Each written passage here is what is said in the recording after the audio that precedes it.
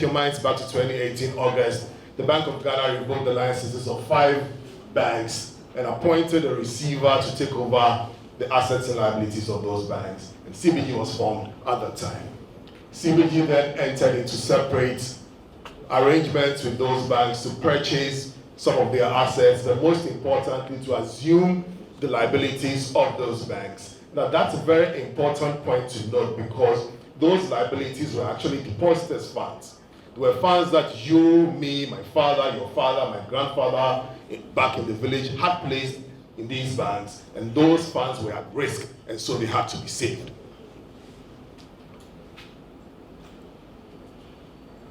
So we started business.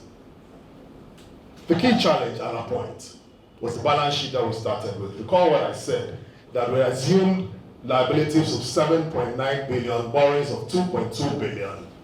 Now these were monies that you could actually walk in and ask for because we had assumed them. But the assets we were holding at that time was just 1.1 billion. So you had a big gap in the balance sheet. Now that is the bank that was blocked by the bonds that were issued by Ministry of Finance, Government of Ghana bonds. And I'm sure you all know these stories, but like I say, we need to set the context for the presentation so that you understand how things played out. Another big challenge was the structure of the entities we had assumed. We had taken over 5 entities in the beginning, 2 later on in January, but you had 5 entities. At that time, when we put all together, if we operated the way they were, we were making a loss of 153 million cedis every month. In 3 months, the capital we started with will have been totally wiped out. So that's the context. Now, what do you do when you're faced with this? Now, that was the financial context. Now, on top of that, you're taking over an entity from day one. There's no governance risk management framework. You have to do something around that. Of course, given the controversy and given the media barrage, and my friends here were very key in that. But given all that, there were trust issues, and you needed to manage that. People wanted to take out their money as quickly as possible because, of course, there was no trust and they weren't sure that the bank was going to survive. So that's the, if you like, the environment in which we were operating. In addition to that, we had assumed 190 branches dotted all over the country, some of them very poorly placed, some of them very poorly resourced. You had 7 different entities with 7 different processes and control mechanisms, 7 different cultures, and you had a technology nightmare. You had different banking platforms, banking applications, all trying to do the same thing. I remember sitting in the boardroom at the time during the first week and saying to myself, if somebody's stealing money anywhere in this 190 branches, I have no way of knowing, and so we have to sit down and work day, night, rain, shine, snow, whatever it is, to ensure that we had control. And so one of the first things we had to do, of course, was to make sure we had assumed control of that entity. So what did we do? The most important things from day one was to establish an enterprise risk management framework. So we had complete visibility over the risk points within the enterprise and what was going on at every point and at every time. Of course, we then had to put all those entities together as one operating entity. And that we successfully did in 1 year. We had 7 technology databases, we merged everything together, created a new one, dumped it into the new database, and started operating as a bank, as one bank. So technology, operations, distribution.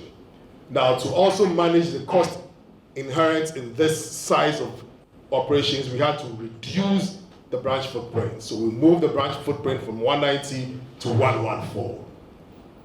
Then, of course, we needed money to operate, but we had bonds on the balance sheet. Now, bonds are sort of an IOU, that's close as cash as you can get. And so we monetize those bonds by doing some transactions with Bank of Ghana to release liquidity. So you begin to establish the foundation for a bank at the stage. The key thing we did, which is also in 2019, after we had stabilized everything, was begin to gain trust. Because remember, across the entire banking scene, because of the things that have happened in the past, trust was a scarce commodity.